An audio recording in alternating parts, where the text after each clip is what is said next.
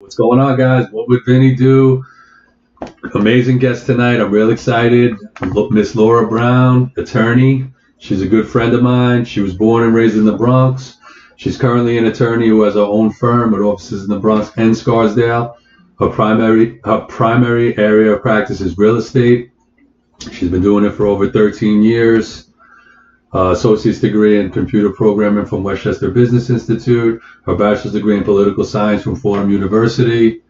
She's licensed in New York and Connecticut, and it's just a pleasure to have her on.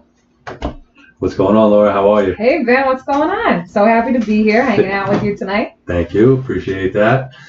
So I know I think you have the idea of what my show is. We just kind of have a lot of people on in different fields, and we talk about their journey to get where they were, and that's the part I like. You know what I mean? Yeah. Seeing the blood, sweat, and tears, and Absolutely. how you became this amazing A attorney. lot of blood, sweat, and tears, Exactly. man. I'll tell you that much. So you're the first female on the show, and I'm very happy for Awesome. that. Positive I'm excited. female, and I love that. Cool. Cool. Very cool. So Honored. you grew up in the Bronx, I just did. like myself. What part of the Bronx did you grow up in? Let's I start grew there. up on Morris Park. Okay. Okay. I'm Italian, if you don't know that.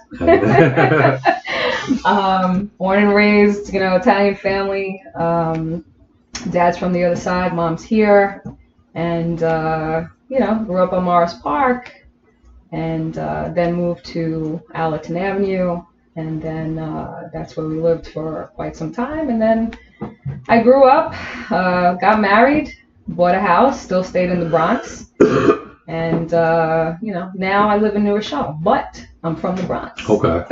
So I want to talk about growing up in the Bronx, and for me, I have a lot of people on that happen to grow up in the Bronx. So a lot of my friends are from the Bronx, and I'm always happy to see people from the Bronx doing well, like yourself. And a lot of people talk about how it was so different for us as kids versus our children today. Oh, absolutely. Right, and how they like it, obviously like it better. Everybody likes. I love our childhood. Did you feel the same way about your childhood? Absolutely, I loved my childhood. I mean, it was great. We were out. I mean, we were encouraged to get out there. Go hang out. I'd get on my bike. I'd go to Loretta Park. Go find my girlfriend. We'd hang out, or even on Matthews Avenue. In the Bronx, and we knew that when it started getting dark out, we'd have to be home. Right. Dinner, big thing in the Dinner, big thing. Right? Absolutely Italian big culture. thing. Gotta sit And down. I love it, and I like to implement that now. And the Sunday dinner with the family, I treasure those times, and I try to incorporate with my family. Do you do the same? Yes, I do, and it's gotten a little difficult, especially when my son was in college. I mean, he's graduated now. My daughter's currently in college, so we don't have that Sunday dinner really anymore. But I try to incorporate that, the traditions, the homemade sauce, the meatballs, on Sunday, and I also. And she said sauce, not gravy. Exactly. You could stay here, so we're not gonna have a problem. So we're gonna keep going with the show. Gravy is brown, okay? On Thanksgiving, right? You put on Thanksgiving, you put it on mashed potatoes and turkey. I agree. So we're on the same page with that. Cranberry sauce. But, so I kept. Right. So just going back to traditions and stuff. So I've always kept, since my grandmother has passed so many years ago, I kept the traditional 7 fish thing on Christmas Eve. Nice. And that's what I do with the family. That's and great. That's it. There's no meat. You will find no meat on my table on Christmas Eve. That's great. Okay? That's great. You're eating fish. I have to say, for some reason, we never did that with my family. I mean, we did the Sunday, every Sunday, and we did every night dinner, but we never got into the fish. I wish I did. I love seafood. I'm going to start. I want to start. I'm going to have you over, man. You're welcome to come Christmas Eve. Sounds good. I love it. Is it 7? I'll feed you. So let me ask you, is it 7 of the same fish every year, or you try to change the menu? No, I try to change the menu up. But there are linguine clams, is that on the list? Yeah, sometimes there are the staples. So the important things are always going to be lobster ravioli. Nice. Okay, I'm always going to have some kind of shrimp. Okay. And then I try to mix it up. So sometimes I'll do New England clam chowder. Very nice. I'm definitely common. Always have to have mussels. My husband loves mussels. But for the past 2 years, I've been making it French style. Nice. It's very good. Nice. Yeah. I've eaten mussel at French restaurants too. It's very good. Very good. So I try to, make it interesting and stuff. Nothing, nothing crazy, where people are like, what the hell is that? But, keep it interesting. Right. So I've been to Laura's house for some parties, and I have to talk about my favorite thing at your house. You know what that is? Yes, I do. It's a Pac-Man machine. It's more than Pac-Man. Right, but I just love Pac-Man. And I think there was a pinball game, too. Yes, there is. That's great. Sopranos. Yes. What else? So I always said that's my thing. At some point, I'm going to have a Pac-Man machine in my house like Laura Browne. That's when you know when you're living good, when you got that Pac-Man exactly. machine. And I know you were very disappointed when I didn't have my office party this year at the house. Everybody was like, what? No pinball? No Pac-Man? That's great.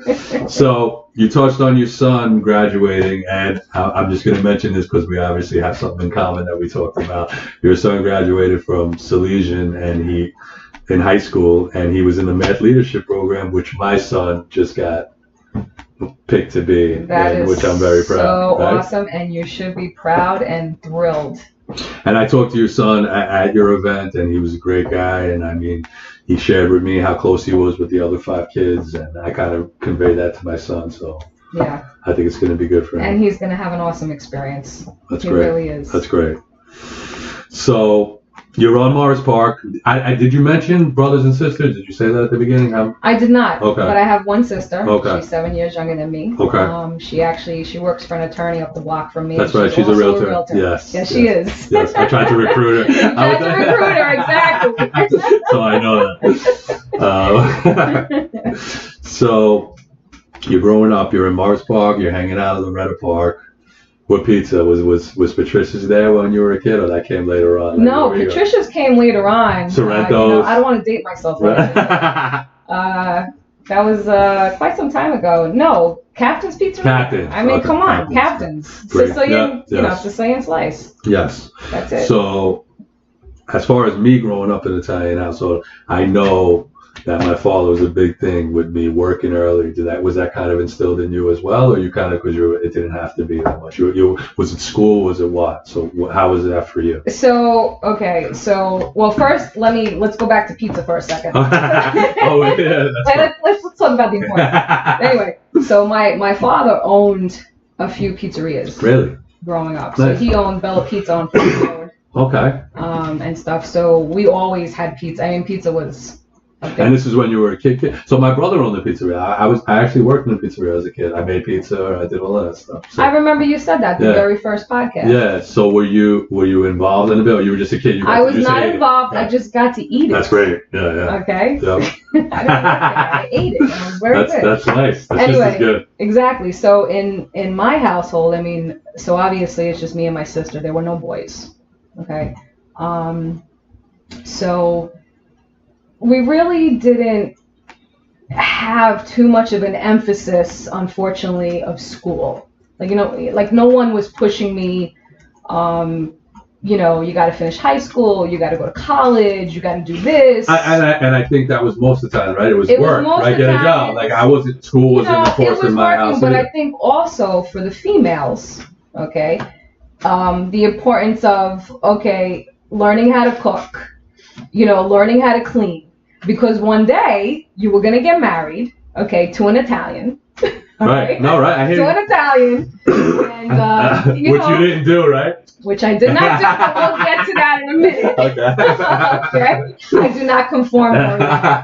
Anyway, so preparing you to get married and to really stay home, cook, clean, raise the the children and stuff. So at what age did you learn how to make the sauce? Like what time?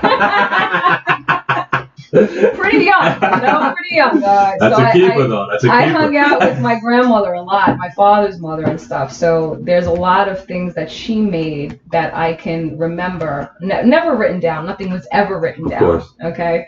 And everything was just kind of measured by taste, and what I mean. Did you ever watch Seinfeld? No, not Seinfeld. Everybody Loves Raymond, when the mother gives the daughter-in-law the recipe, but she leaves out one thing, so it's not as good as hers. I saw that. That's amazing. Yeah, like she didn't put the sugar in the sauce. So they're really, I hate to say that, but typical Italian girls. Yeah, that's the way it was. Okay, we were kind of not bred to really do anything with careers. Right. And it was just, you were going to get married someday.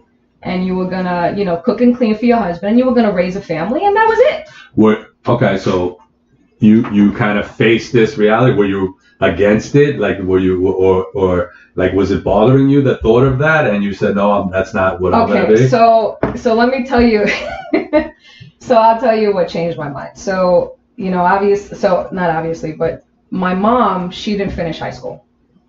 Okay, she had some dreams of becoming a nurse. Never panned out. Becoming a nurse? A nurse. Okay. She had me and my sister.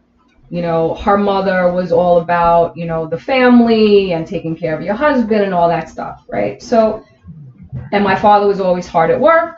He'd bring home the money, and then he'd hang out with his friends. What'd your father do, if you don't mind me asking? Oh, pizzeria. Oh, yeah, you said, okay. And then later on in life, he was actually a carpenter as well. Okay. He does incredible work with his hands. Nice. He really does. Nice. So anyway, go to work, bring home the money. He supported his family. He was there for us, whatever. But then, he'd go hang out, as a lot of typical old school Italians would go hang out at the club. Oh, play cards. Yeah, you didn't even have to say it. I knew what it did. Right. Okay. So I didn't want that for me. Okay, I was just not going to conform to the typical, Do you remember at what age you started thinking, like, that's not what I... Is it before you started dating men and you just thought this already, like, this is not what I want? You understand what I'm asking you? Yeah, I understand what you're saying. I think, I think I was very sheltered up until I got to high school, because growing up on Morris Park, going to the local grammar school, St. Dominic's, okay, where... I'd say 99.9% of the people there were Italian. So that's really all I knew, okay? Until I got to high school, I went to Monsignor Scanlon, that's where I met my husband.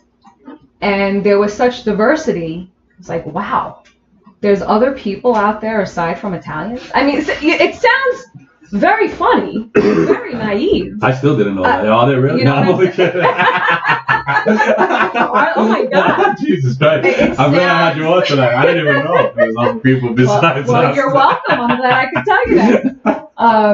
But, it may sound naive, but when you're brought up in such a small area, okay, where you know nothing but Italians, and you're very close with the family, and we ran in the family circles. Nobody really had friends outside the family. When we did stuff, it was all together. So it was a very sheltered life until I got to high school, where my eyes were opened.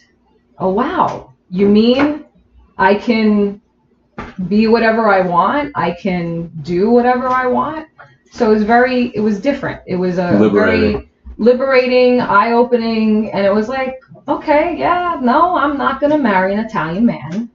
And I'm not going to be that wife who's barefoot and pregnant. It's just not going to happen. But I have to say, like, so if you would have met an Italian that you happen to like, it was just, now you were like against it because like your parents wanted you to do it, right? Right? You know what I mean? Like, I'm not like, I knew what my father was. Mm-hmm. That doesn't mean that I wanted my wife to clean and cook. Like, I understand that times changed and both people are working, and I don't. So now it almost worked in reverse on you, where you kind of like, right? I'm not putting down my the culture, family, right? Yeah. The culture, my parents' relationship, but it wasn't for me. Okay. Would you say your mother was unhappy in it, and she? No, I don't think my mother was unhappy. She was happy to be there for her children, and give us what she could. But because I think back to my mother and the way she did what you're saying for my father. Like, my father went to work, my mother worked as well. My father came home, he didn't move. She took right? Right, exactly. But I didn't think she was doing it. I didn't think she minded doing it. I think that she enjoyed taking care of him. Yeah. I didn't think it was any kind of like resentment or like, I don't want to. Yeah, I didn't think so either. I think so either. I think that she thought that maybe she could do. She could, go on with her education or whatever, but that didn't happen for her. And she was perfectly happy with how her life had turned out. Good. How about your sister? Was she in the same as you, thinking like, I don't want to do this either, or she was? I don't know. It's hard to say because my sister's 7 years younger than me. Okay. So with that much of an age gap, it's like, all right, here's this annoying kid, this younger sister. You know what I mean? Like, how did it play out? Did she end up with an Italian? How did it play out? She did not end up with an Italian. She followed her big sister. So she followed her big sister. She married a Puerto Rican. Okay. Although mine is special because he's half Puerto Rican and half Irish. Okay. That's the Browne last name. Right.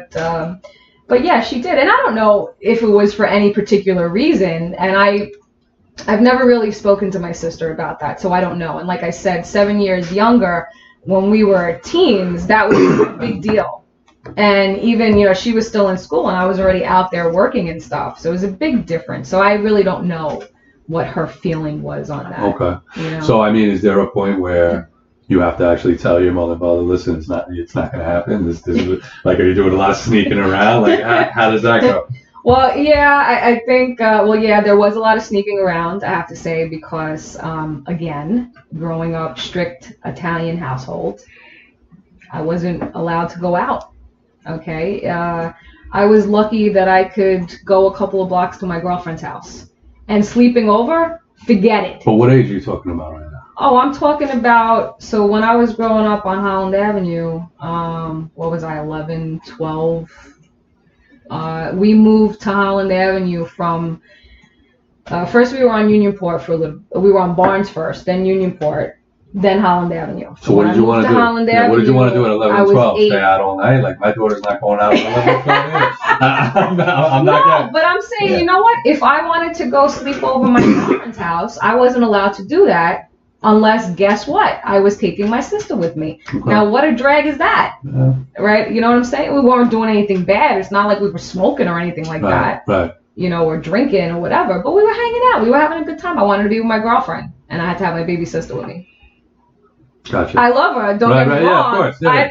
She was a pain in the ass back then. You know what I'm saying? Yeah. I love her now. But it was a big deal. So you're going against the family, so to say. Yeah, you never go against the family. You ever see The Godfather? You never go against the family. You're going all against the family. I'm already the black sheep. I'm blacklisted. So that's with your relationship wise. What about career wise? Now that comes into play too, because they want you to be a home. Is that what it is? Were they not excited that you were going to be a professional, like your career? Like, I'm proud that my niece is a lawyer. Were they proud? No. They of course they were proud of me, but there was never the point. The point is that there was never anybody pushing me. Okay, so like, for instance, I compare me growing up to my children growing up. We are so involved and have been involved in every aspect of my children's schooling. Where they were going, taking them to visit high schools, colleges. It was a different time. It was a very different time. Yeah, so there was no pushing. Right. You know what I'm saying? So it was like, okay, you want to go to college? Okay, whatever, no problem. We'll pay for it. Wasn't a big deal. So it's not like they were disappointed that I went to college or I had dreams of becoming an attorney. But you think it's better to push? Like for me, like we just talked about my kid. If one of my kids tell me that they don't want to go to college, I'm not going to be heartbroken. If they're gonna work hard at business. You know what? I wouldn't either. And I think that your children. At a certain point, you really know your children, and you know what they're capable of and what they're not capable of. Okay, college is not for everybody, and that's fine. And if one of my kids said, you know what, I really don't want to go to college. I'd like to work, or I'd like to go to a trade school. No problem. As long as you are a productive human being. That's it. And you're making your own money. Yep. I don't have a problem with that. It just so happened that those were not the paths that my kids were and are taking. Right. You know what I'm saying? But you kind of said you were kind of like you wanted them to take the school pick because you took that. But there had to be a little pushing. Like you talked about pushing, right? Of course there was. Listen, let me tell you something. So, when I went to Fordham, so what happened was, I give you a brief little rundown. Of course. So, but I wanted to talk about, before you start talking about your schooling, when did lawyer come in? When did lawyer come in? Yes, the first thought, like, I'm going to be a lawyer. My mother talks about, and I don't always really remember the details, but she told me that there was something that we watched on TV or whatever. I don't even know what it was. I don't remember. Some Justice for All and Al Pacino said you're all out of water. And you're like, maybe you're all out of water. Okay, sit your asses down. But it was something, and it was like, okay, I want to do that. You know, and this is before you're even like you're in high school. You're not even in college. No, it wasn't. So even you knew you wanted to do it. That's good. It was like grammar school and stuff. Like I always wanted to be an attorney. That's great. You know, I don't exactly remember the drive that brought me there, but I knew that that's what I wanted because I wanted to help people. So wanted to be, and then thinking I'm actually going to do that. Like I wanted to be an NBA player, but I realized I wasn't going to do that. Right? Even though I was good at basketball. Right. Exactly. But when did you realize not only do you want to do it, like I'm going after this? You know what I mean? When did those two things go together? Well, actually, that's what I was going to talk about a second ago. But so after high school, like when I was in high school, I was like, you know what? I don't know if I want to do all that schooling. Okay, maybe I should do something else, and I should get out there and I should start working. So the schooling aspect of going to law school and how much longer it would be. How many years is it? So it's 3. Okay, so it's 3 years if you go during the day, and it's 4 if you go at night, which is what I did. And it's always been the same. Like now, it's always been the same now. As far as I know, it's always been the same. Okay. You know, I'm not that old, so I don't know. Yeah. It wasn't that long ago. It wasn't that long ago. So anyway, so I decided before I left high school, before I graduated high school, that maybe I'm going to go in a different direction. And that's when I went to business school, okay, and did computer programming. So after I graduated with my degree in programming, I worked for Crasdale for about 6 months. And where is that company? Crasdale? Yeah. Sounds familiar to me. Are they in Westchester? They used to be. They had a headquarters in Westchester, but they had one in the Bronx. They originated in the Bronx. Okay. So I shortly thereafter found out that I sucked in computer programming. Okay. I had no business being a programmer. Okay, and I said, you know what? I got fired. So they realized you sucked too. They realized that I sucked too. Everybody realized that. I was fudging it for about 6 months, okay, until I got canned. And then I said, you know what? I'm going to go back to school. I'm going to get my bachelor's, and I'm going to go to law school. So. And you're still at home? I'm still at home now. And you're going home and you're telling your father this? Yeah, letting them know. Did you have the Spanish boyfriend already? Were you already in hot water and now you're throwing this on them too, or that didn't happen yet? I was in hot water for a long time until I put my foot down and I was like, this is how it's going to be. Period. End of story. Whatever. Okay. So then I got married. So I got married when I was 22. Okay. Love of my life. Met him in high school. Nice. You know, and then I said, you know what? I'm going to go back to school, and I went to Fordham. So I think it took me about 2.5 years to finish Fordham to get my bachelor's. Right before I graduated May of '97. So right before I graduated, my son was born in December '96. What that? December 26th, day after Christmas. I'm 17. Okay. And so yeah, I did that. And you know what? My husband was always very supportive of me, and I couldn't do it without that support system, you know. And then I got into law school. I was going at night. And after my second year of law school at night, I had my daughter. So I had 2 kids as I was going through law school and stuff, which leads me into something I'm going to say. This is why I have very little tolerance for my children not doing well in school. Because I was a grown-ass woman with 2 children. I finished law school. Nice. And I was able to move on from there. You know what I mean? Right. So any excuses they have? No excuses. So also, I want to commend your husband while you were going through it, right? I have a lot of people on the show, and when they talk about the people supporting them. Like I had my friend on who's an actor and his wife supported him while he was going for his dream. That's important to have that other person, right? Absolutely, because you know what? There's going to be people, you know, friends and unfortunately family that don't support you. Yeah. That don't support you. Yeah, it's crazy. Yep. You know, they're jealous, you know, for one reason or the other. Maybe they had that dream. Yeah. And they couldn't fulfill it. You know what I'm saying? And they're going to hate on you instead of saying, wow, you know what? He or she accomplished such great things. I wish I could have done that. I say the story all the time. Jay-Z is a rapper, and he says his uncle told him, you're never going to sell 10 million albums. He goes, I did it twice. He's telling me his fear. Right, and that's someone who cares about you, and he's not trying to back up, right? Because they can't do it, they're telling you what they can't do. That doesn't mean I can't do it. Absolutely, I can do whatever I'm going to do. Like you put proved your it. mind to it. That's Absolutely. it. And listen, I have to still talk about my husband and his support. Yeah, and I mean, really, I commend him, and I might do a show just to talk about the people, because when the people, obviously, if you don't have that, it's impossible. It would have been impossible for you to do, of right? course. I mean, listen, I had to study at night.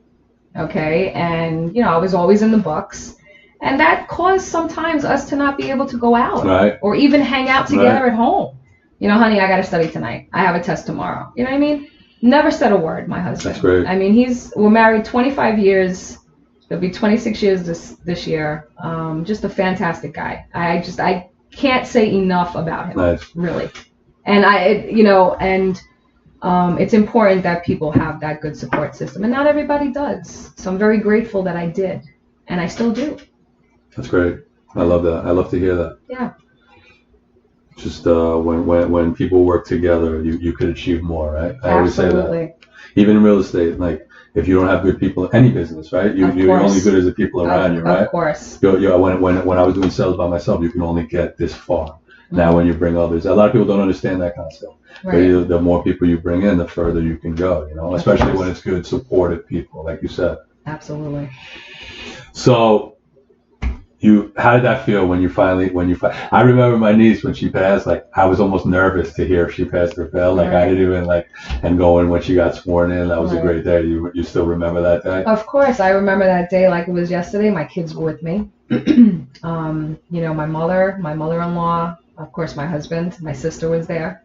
It was a huge deal. It was just awesome. I mean, even when I got sworn into Connecticut, that was a big deal. So exciting. And I'm actually, you probably don't know this, but I'm also admitted to the U.S. Supreme Court. I went to D.C. And that was very exciting. But what is it? A different test to get sworn in someplace else? No. It's just basically you have to be sponsored. And you have to fill out some paperwork and stuff like that, and that's really what it is, and it's just something nice to have. Yeah, so if I wanted to argue, in front of the U.S. Supreme Court, I could. Okay. And that was exciting. Right. It was great, but getting sworn in and passing that test and just doing it is like, oh my God, it's so surreal. Did you go away to school, or you? No, I went to Pace University School of Law, so local. I mean, since I had the one kid at the time, and I wasn't going away. Right. Oh yeah, you were watching. So, you had the kids. You couldn't go away. Exactly. Where was I going? Right. So yes, I was home, and actually going back to support system. My mom too was very supportive. She'd watch the kids a lot. And stuff, and she lived right upstairs. We lived. Maybe she realized, because the whole nurse thing with her, that at least now her daughter was getting to do what she wanted to do, right? Could be. I think that sometimes it's hard to tell people how proud you are of them, and it was nice for me to hear that from my parents. That's great, yeah. Because that, maybe it's an Italian thing or whatever, but you really don't hear that. Wow, congratulations, great, accomplishment and stuff, So it was nice to hear that, and I knew that they were proud of me, and still are with what I'm doing. It's an amazing accomplishment. I mean, my niece just became a lawyer, and it's like... And it's awesome. Yeah. When you can achieve something that you've maybe dreamed of for a long time, or, it's like, wow, kind of felt that it was untouchable or unreal to get done, and then you do it. It's just a fantastic. And it's something big when someone you're close to does it, and you still feel proud. You know what I mean? Like I say, my niece being a lawyer. Yes. That's how big it is. It makes me feel proud. Like I did something. Exactly. That's when it's something. In some way, you contributed. I want to think that anyway, right? You did. So, when does it become real estate? Right from the beginning. So how does that work? So end of 91, I was working for an attorney that did a lot of real estate. He also did litigation, and got thrown into it. So he really gave me a good background of real estate transactions and what goes on. So fortunately for me, which doesn't happen with people going to law school really, is that I had a solid background in real estate before I even went to law school. And I liked it. I didn't particularly care Meaning about the what? litigation. Like you follow their own property? What is your background in real estate? No, I'm talking about the boss that I had. You know, that he gave me all that knowledge. It was just me and him.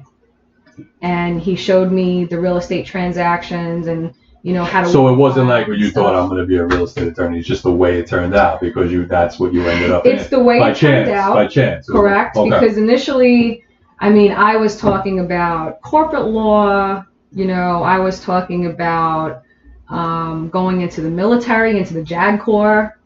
You know, and being a military attorney, you know, everybody loves Few Good Men, that movie. Yes, one of my favorites. You can't handle the truth. No, I strenuously object. Oh, strenuously? Hysterical. Yes. So, you know, I had different ideas of what I wanted to do, and then, you know, got this job, and I was like, you know, I was exposed to a couple of different areas of law, and I was like, I really like the real estate. You know, and I was good at it, and I learned a lot, you know, and I would train all his new associates coming in, because you come out of law school, you really don't know anything, you know. Right. So yeah, that's what I decided. You know what, I'm gonna stick with the real estate because I really like it. So when does that become your own thing, like of your own firm, like right out the gate, or you waited a little while? No, so I worked for a couple of different attorneys. You know, while I was going to law school and stuff, you know, got a sense of things or whatever. And then after I got admitted, or before I got admitted, I was working for an attorney as a per diem attorney. I was doing a lot of stuff for him. And then once I got admitted, I said, you know what, I've made a lot of contacts with various people. And there were people that I had met along the way that knew that I wanted to become an attorney, and they said, you know what, when you get admitted, you know, give me a call, because they liked how I worked. So with at least, you know, a few contacts, I said, you know what, I'm gonna go out on my own. And I was very scared. Okay, 2 kids, a house, and, you know, said to my husband, you know, what do I do? I like, you know, and he said, go ahead. He said to me, he said, listen, we have enough money. Here he is, supporting again. He is, and you know doing what he does. Eddie boy. Doing what he does. I love my husband. He's fucking fantastic. You know, we had our house in the Bronx, and we had a home equity line of credit. And he said, you know what? Worst comes to worst, we have, you know, at least a year's worth to float your business, just in case something goes badly, you know, badly on it. And if that happens, then you'll just go work for somebody else. So he always was there. If I said, you know what, I don't like the situation I'm working in, you know, with this attorney or whatever, or I don't like the environment, get out of there. Go find something else. That's it. Who does that? Yeah, that's great. You know, and you know, at the time, really, I mean, he was supporting us. I mean, yes, I did have, you know, a part-time job while I was in law school and stuff like that, but he was really bringing the money home. And for someone to say, just go do it, and you know what, we'll make it work. Nice. I mean, who does that? Right. You know, and he was always like, go ahead. You're not comfortable there? Just leave. Go someplace else. That's great. We'll always make money. It's not a problem. And that was his attitude, and it's always been his attitude. So, I don't know if you know the answer to this, but how many lawyers going out to do real estate on their own are is it what would you know the ratio of success? You know how if there's 100 agents in it and 20% make 80% of the money, is there a good chance you're gonna make it going out on your own as a lawyer in any field? Not really, right? Well, people are confused about that. They think you get your law degree now you're making a lot of money. Yeah, exactly. Right? That's not the case. I got right? some deep pockets. Yeah, exactly. It doesn't happen that way. It doesn't happen that way, right? Let me tell you something. Yeah, in the beginning of my practice, I mean, I did so much freaking networking. I mean, you go to these networking things and like you get 100 business cards and you send out these emails and follow. Were realtors your main networking or not really at the beginning? No, realtors were my main network. How do we meet? I'm trying to remember how we met. And also loan officers. Okay. Okay, so building relationships. But most of the time you go to these big networking events and people just can't wait to talk about themselves. Right. They're not listening to you. Right. So you send out. Send out follow-up emails. Hey, I met you last night. Blah blah blah. Let's go meet for coffee. And I'm lucky if maybe one person responds. So it's very difficult. And I did networking for like 2 years straight of just constant parties and meeting people and being introduced to other people. But that's another thing too. Like your husband is supportive of you doing that too, right? Of course, because you know what? I mean, I would have to be out at night. Right. I'm going to a party. To watch the kids, I'm going to a party now. Yeah, I hear you. You know what I'm saying? I'm building my business. Yeah. You know what I mean? And you know what? What's important to understand too is that shit doesn't change. So, in other words, you do it first couple of years, you get a lot of business and it's fantastic, but that doesn't mean you stop networking. Of course, you can't go away from. A lot of people do that too. They go away from. And that's why people fail, because they don't continue to do what was working. But I also, what I think a big mistake people make, and I try to say this all the time. I'll get a phone call from an investor and I'll be like, hey, I see you're out there a lot. If you get a good deal, send it to me. I'm looking for this, and this. Right. I don't know you. Like, why am I gonna, you know what I mean? I'm gonna work with people who work with me, right? When you call, I always think, wouldn't that conversation go better if he called me and said, hey, why don't you sell this house for me? Then next time I get something, I will think of you, right? Because we just, isn't a relationship like, it's not about what you can get from somebody. People feel that like you're trying to network with me just to get business out of me, or we're going to build a relationship. We're going to help each other, right? Right. And once you learn that, I think business becomes better, right? And that's the thing with people. Most people are out there. Well, what can you do for me? Right. That's not networking. It's not. That's leeching, right? I don't know what you want to call that. I know, because you know what? I mean, most of the time, I meet a lot of people and stuff, and it's like, okay, you know what? Let's build a relationship. And, I'm not looking really for anything. I mean, if we do business, that's fantastic. But you know what? I've made a contact. And I always feel within the first 5 minutes, if you like somebody and you're going to do business with them. You know what I'm saying? And, the biggest thing when I was doing a lot of networking is, I'd have loan officers, let's do lunch, or, let's do this or whatever. 2-3 times, stop blowing smoke up my ass. Right. You either like me or you don't like me. Right. You know what I'm saying? You either know that I'm going to do, right by your clients or not. I mean, And I always tell people that's the luxury that I have. I don't know why, or I had it for a while where I won't work with you if I don't like you. Right. It doesn't matter to me about like that's an important. You got to be good at what you do. Of course. And then I gotta like you. Like if I go on a listing appointment and I don't like the person, bye. Sign with somebody else. A lot of realtors won't do that. Exactly. You know what I mean? I don't know about you. Like if you get a guy that wants you to represent him and you don't like the guy, are you ready to walk away or not really? In the beginning, it was very difficult. Of course. Okay. But now, I mean, I'm a straight shooter with people. Okay. You get what you get with me. You know what I'm saying? And if our personalities clash and I feel that I really can't help you, or, you know what, maybe I'm really not the right person for you. Yeah. I have no problem saying, you know what, I'm sorry, but I really can't help you. And I've turned clients away over the, past years. Not many, less than a handful. Right. But you just know. Right. You just know. Right. And most of the time with us, it's referral business now anyway. Right. So most of the time there is a good relationship. But every once in a while, and I feel good when I walk away from like toxic stuff like that for the money. I actually feel good, Yeah.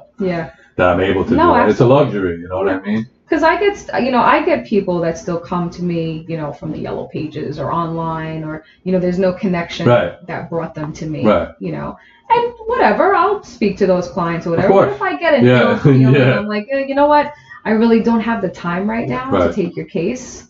So maybe you should go elsewhere. You have to do that stuff. Yes. So you're practicing for close to 13 years. Is that correct? That's correct. So I know you're doing some home buyer seminars, so you're still doing the stuff, right?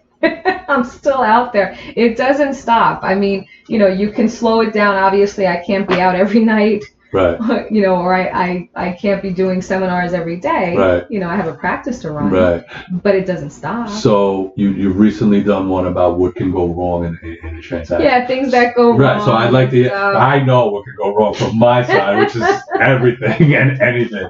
So is it the same for what are some of one of the things you look out for that happen often, I guess, or that if you don't look out for them to prevent them, you know what I mean? Well, yeah, and the thing that I spoke about last week, the importance of some due diligence. So, it's been my experience with many realtors that I do business with that they will do some due diligence up front. So they'll go check building records, and it's not about spending a lot of time there, but you know what? If you have a listing and there's a deck in the back of the house. Every listing in the Bronx. Every listing I have. Is that what we're talking about? Exactly, pretty much. Okay. And you can't find out the information on the DOB website.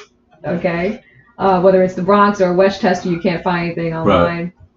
Right. And you ask the homeowner, like, well, I bought it that way. Well, yeah, I love that. Ding, ding, ding, red flag. But you want to know how I deal with that? I tell the buyers, we'll take it down if you don't want it. We're not going to give you money for some deck that you're not going to put on. But then the buyer is going to put the deck on the C of O. Really? No. Right? Absolutely. Because it'll do it. So you don't want it? We'll take the deck down. And then the people are like, no, we'll take it. Right? Absolutely. But so this is good. But wait. What is it, like a $5,000 credit? Like what happens? Wait, so let me finish my thought. So some of the realtors will go to buildings department, which is a freaking nightmare anyway to go with. Right.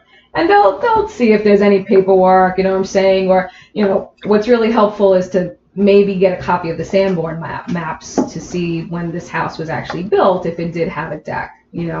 Most likely it's not. But anyway, I think the problem is no matter how many times I'm told by the realtors, hey, listen, there's a deck on the property, buyer's going to take it that way. Okay, no problem, and I'll put it in my contract. Right. The realtor's attorney. That's right. Yep. That's going to say no. That's going to be like, what? Yep. And especially attorneys that don't do business in the Bronx because they don't know every house has a deck. Or attorneys that don't primarily do real estate, which is another thing that I had mentioned too.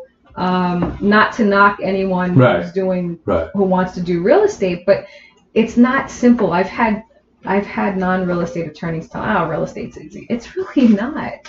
Okay, it's all right. It's transactional work, but what happens when something comes up that you have never experienced before?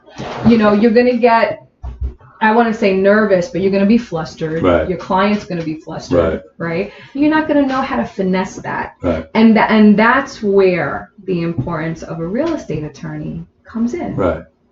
Because I like that. most likely than not, finessing. But that's when a good realtor comes in too. I got to finesse a lot of stuff. You have to finesse something. So listen, I love that we're doing this. And actually, I was thinking about adding this to my podcast where when I don't have the week, I do a guest every other week. So the week I don't do a guest, I'm going to do a real estate topic, and I'm going to get somebody on to speak on that topic. That's so if you would want to come, absolutely. Yeah. So we could do it now and tell me. We'll talk about the deck, right? Because I like this because I deal with it all the time. So you're helping me.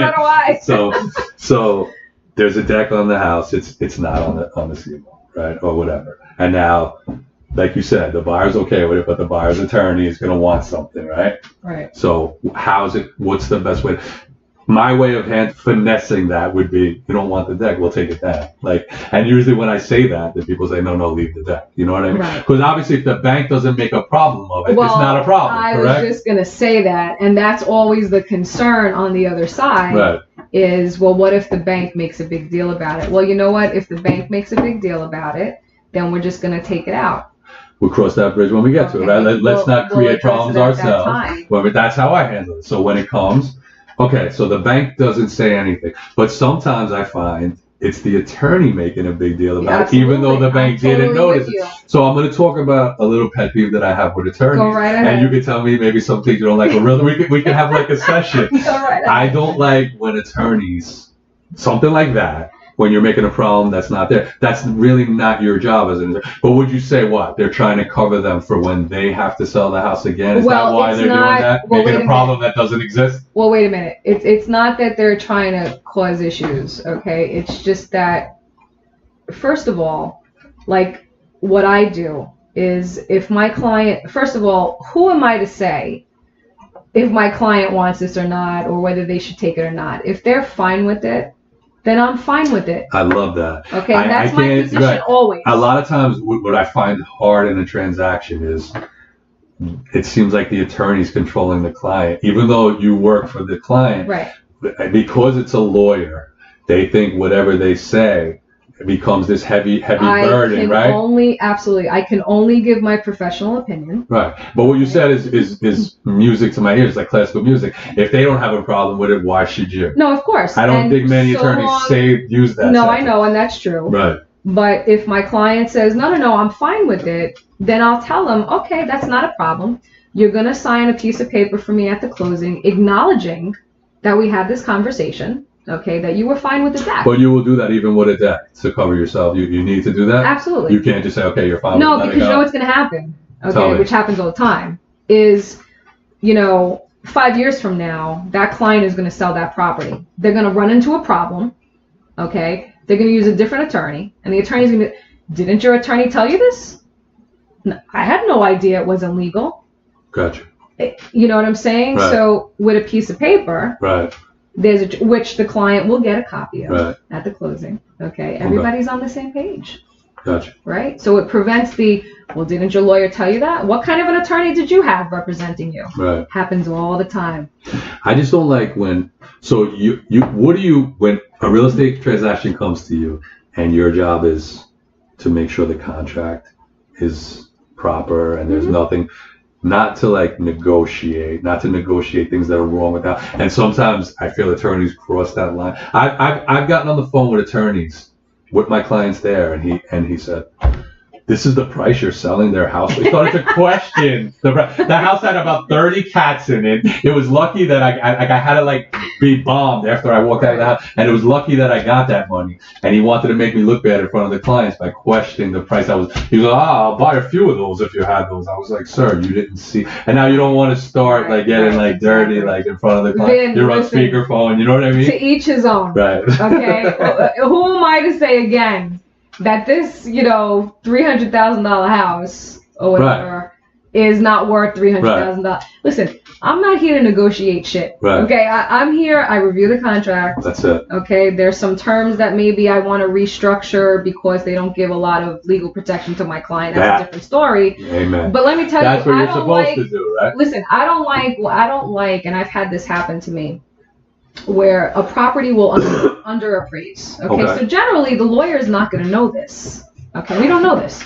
The only time I would find out is because we're following up every couple of weeks. How's the commitment going? What's the story with the commitment? Was the appraisal done? Right? So I've had one or two agents tell me, well, the property underappraised, and told my client, well, your attorney is going to have to negotiate with the other attorney. I don't want to do that. Okay. I don't want to be involved in that. I got you. You know what I'm saying? Right. Because you know what? I don't know the value of the house. Right. No, I love what you're saying. Yeah. First of all, I would never.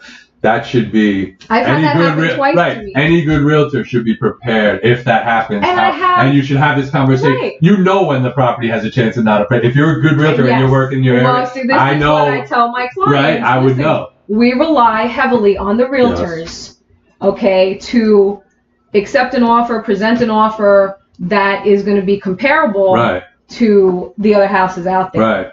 Okay. Like sometimes I'll tell a realtor will tell me, listen, we put in this offer, not really sure what it's going to appraise at, whatever. That's fine. But the one realtor who had called me or told my client, your attorney is going to have to negotiate.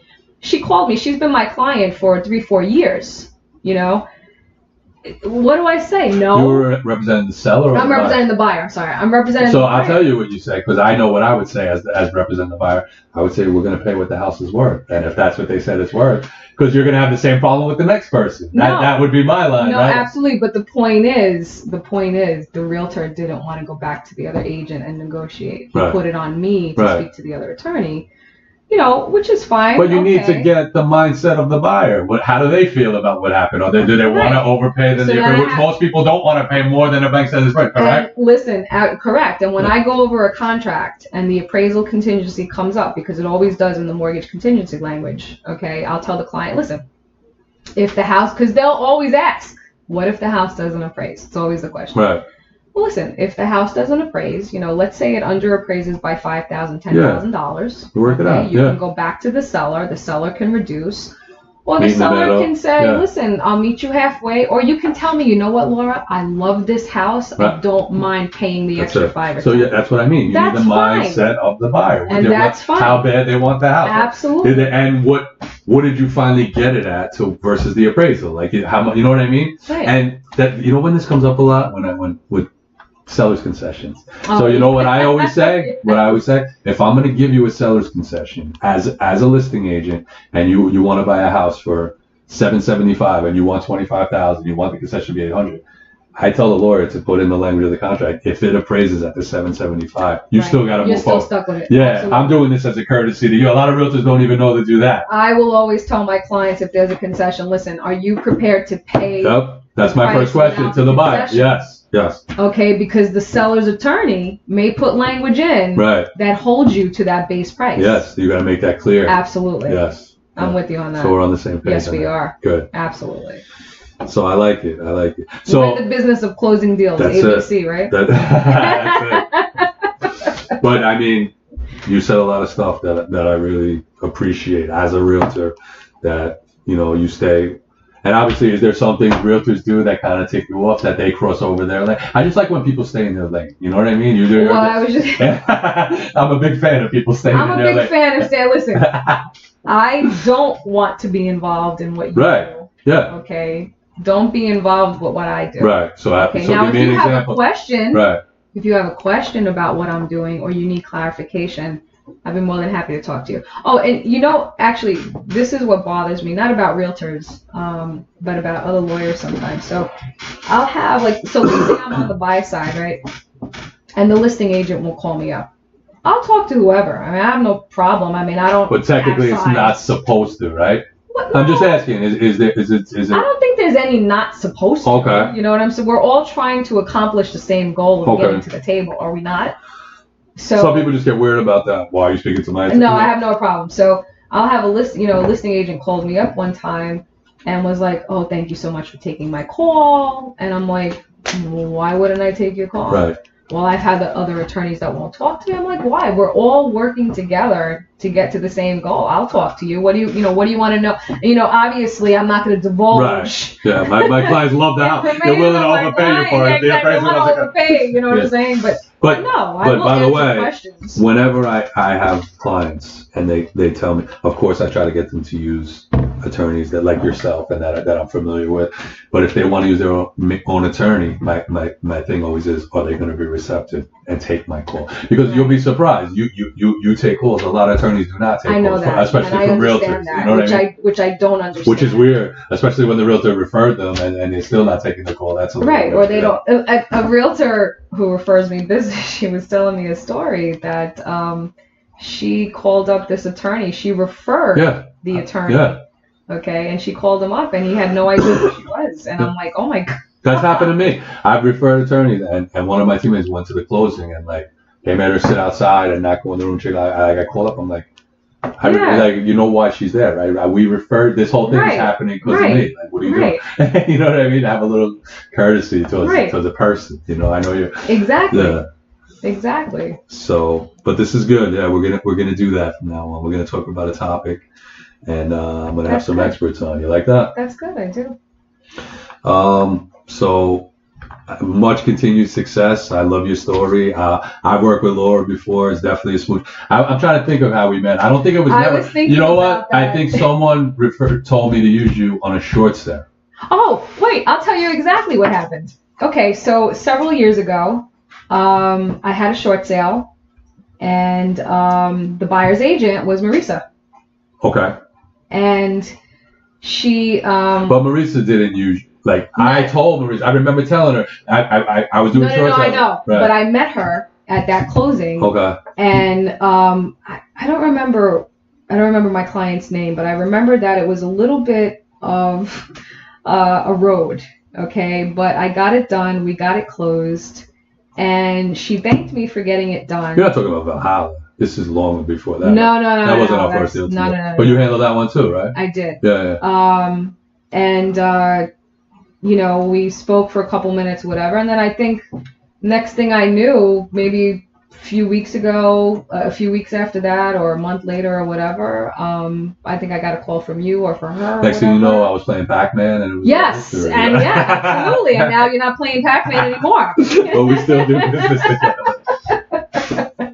So I think I'm the Italian man in your life that your parents wanted you to have. I think so. I think you needed to have it in somewhere. Exactly. Absolutely. So again, it's a pleasure always talking to you. I thank you for being on and sharing your journey with us. Much. And much continued success. And if anybody needs a real estate attorney who stays in her lane and is great at what she does, I recommend Laura. You're in Scarsdale. She has offices in Scarsdale in the Bronx. Before we wrap it up, I got to ask you a couple of questions. Okay. I'm a big NBA fan. People who know me know that. I'm into basketball and rap music. I had a little stint in the music business, and I like old school rap. I don't really like rap now. But my question is going to be your favorite NBA player, your favorite rap artist, and your favorite rap album. Okay. So we'll start with NBA player. Okay, so I'm not really into sports. Okay. Wait, I'm so glad you said that, because I didn't even mention that you run about 80 miles in marathons. So we have to touch on that, right? Because the first time I heard that, I was like, so let me back this question up. She's not into sports, but what do you do? Like, amazing so run, I'm right? into sports. Yeah. Okay, so I'm not into sports. However, I do love to watch boxing. Okay. I do love MMA. Nice. Okay. Yes. Do you have favorites in that, or not really? In either one of those? Because I can switch it up. I'll go wherever you want to go. You want to talk about favorite runners? Jackie Joyner Kersey? You can talk about whatever you want. No. Peggy Fleming? You know who whatever my you favorite like. runner is? Me. That's who it. my favorite So runner talk about it. Let's talk about it. So let's talk about that. So anyway, about 6 years ago, I decided that I wanted to start doing something. I don't like the gym. Not that I'm old, but I was like, you know what? When I get older, I don't want to be popping pills. Okay, I want to take care of my health. So I had a girlfriend who was running already. Popping pills meaning what? Cholesterol? Like, what are you talking about? Yeah, like, heart medication, cholesterol, diabetes. So you're talking about you need cardio. So you're thinking I gotta incorporate some cardio. I don't like the gym, and I gotta incorporate. Exactly, I gotta do something. I'm not necessarily overweight. I could lose a few pounds, but whatever. It is what it is. So anyway, she helped me slowly and get into running. And then when I was running for almost about a year, I said, you know what? Not that I'm running in secluded places, but I always had an interest in martial arts. And I decided I want to join martial arts. And my daughter joined with me for a year, and then she dropped out. Martial arts, is that? Like, jiu-jitsu. Okay. So is that like floor stuff or standing up stuff? What did you do? It's both. Okay. So jiu-jitsu is more self-defense, meaning that you're in my personal space and I'm going to fuck you up and you're not even going to know what happened to you. Nice. Pretty much. I like that. I like that too. I love it. Have you had to use it on anybody? Maybe I'll have you grab my wrist while this is still going on and I can get your ass down on the floor. Have you used it on anybody? I have not had to really use it on anybody. I came close.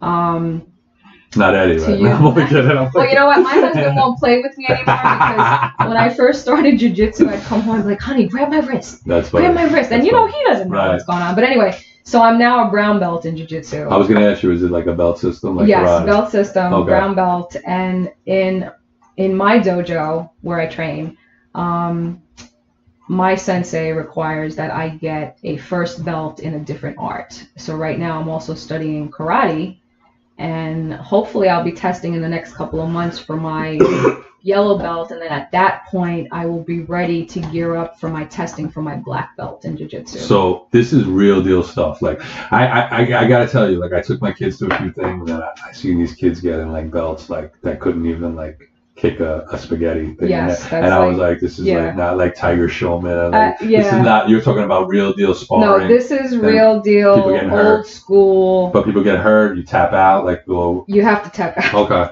Yeah. Intense fight. Is it by weight classes, or you can match? You match up against men, or you match up like it is what it Anybody. is? Okay. I mean, my sensei is huge. I've gotten him down to the ground. Really? And I enjoy. But it's like a gi and barefoot. Yeah, I have a gi on. Okay. You know, my belt. I'm barefoot. I actually enjoy working with guys that are much bigger than me. Okay. Okay. But what about the advancement level? Do they try to put people who are beginners together? People intermediate? No, everybody is throwing. Do you take it throwing. easy on like a beginner? That like you're not gonna. So we just had 2 new white belts on Sunday. Like if I come there, I'm not gonna get like a. No one's like gonna a brown hurt belt's you. gonna like No snap one's my wrist gonna into hurt you. pieces. We're gonna show you some basic stuff. I'm very gentle. Really? Okay. Very gentle. I'm athletic, and I think I want to do that. I was gonna. So I kind of make a list of goals, and my goals was to get back into boxing. I used to box a little, but I think karate could be fun. I used to know the crane technique from the karate kids. You used to put my Daniels on, so can I use that or no? You can't use that, but I prefer the jiu-jitsu because it's soft on the body. Where's the place? Is it in the Bronx? No, it's actually in New Rochelle. It's a couple blocks away from my house. Okay. It's right on North Avenue. Okay. Down the block from Iona. Okay, so maybe you can do that while your son's at Salesian. Yeah, but what is it? You're not like fighting in the window and people are walking by and you're like, they're staring at you. Like Nobody stares. I mean, people will walk by and whatever, and we do have big windows and it's great advertisement, but people don't stop and stare. Okay. You know what I'm saying? Okay. But and what do you go like 1 night a week or 2 nights? So karate is on Tuesdays and Fridays nights, and jiu-jitsu is on Saturday and Sunday. You know, so I'm usually there like 3 times a week. It depends. Either I'll do a Tuesday or a Friday. It's very rare that I do both. You know, I mean, I do have other things that I need to do. You know, I also try to keep up with my running.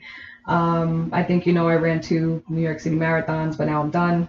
No more marathons. What is that? Like 1,000,000 miles? Like what did it have? 26.2. Jesus Christ. But this year, so my goal for this year was to start training for triathlons. My friend Pete, who I had on the triathlon. Like, really? Yeah. I'm excited to try that. That's cool. Yeah. That's cool. I'm not good at swimming. Like I think I can swim. My father threw us in the ocean when we were in Italy. We'd go every summer. My mother would have a heart attack back on the sand. So that's where we learned. So you starting off what? You did like a mile and now you're up to 26 miles. Like how does that go? Like I mean, And how long does that take? It's baby steps. You got to walk before you can run, and you just build up your endurance and also your lung capacity. That's very important. And you do it. I get bored. For 4 months. Like I play basketball. Like I used to be able to play like 30 games in a row, and I just get bored running. I need to be competing. Maybe if I was racing somebody. Well, you should try a race. I mean, the race, just the endorphins of racing and thousands of people. So I do a lot of races at Central Park. Nice. There's actually a half marathon coming up next month in the park. And just being there with thousands of runners and the start line and it's great. It's so different than just running out on the street by yourself with, your earbuds in, and it's really cool. So, that's awesome. That's amazing. Yeah, when you first told me that, I thought you were lying. I got it down to 26 miles. Jesus Christ, I think I would die. It's not that bad. That's great. Listen, it's mind over matter. Yeah. The race is really in your head. It's really where it is. Right. So, are you going to give the basketball player, or you want to do a different thing? You want to do a UFC guy? What do you want to do? No. So even though not really into sports and stuff and whatever, of course everybody knows Michael Jordan. Okay, so that's been the main answer. Just so you know, you're along with everybody. So we can never complain about Michael Jordan. In case you don't know, he's the best to ever play basketball. He's been the best. Yeah. He still is the best. Yeah. They have a sneaker named after him. In case you They do, know. huh? Air Jordans or something, right? Something like that. Something like that. So, Are you're gonna surprise me with a rapper? Do you know a rapper? You run 26 miles. I wouldn't be surprised if you were a rapper. You know who I like? I mean, listen, I like the old school stuff too. You know, Okay. and there are some good artists now, current day. I love Cardi B. Okay. You know, Yes. Bloody Shoes. Yes. I gotta tell you. Okay, You so know? that's good. That was the next question. I love the song. I love Cardi. You know her story, right? You know she was a stripper. I did. Yes. Yes, I did Okay. know that. So all dreams are possible, right? She just kept to it. Hey, listen, Yes. she is an example of someone who decided that, you know, she was going to make a change in her life, and maybe she didn't make great decisions for other people looking in. Right. Okay, but you know, who's to say and who's to judge? Right. You know, she came from where she came from. Yes. And she made something of herself. That's it. You can't knock her, right? Can't knock her at all. That's it. Absolutely not. Cardi B. You're the Cardi B of real estate. You like that? That's what I'm going to call you from now on, Laura B. You like that? I love that. All That's right, great. good. That's great. Thanks for coming on. It's been amazing talking to you, Thanks for and having me. hope to have you back and talk to you soon. All right. Thanks, Ben.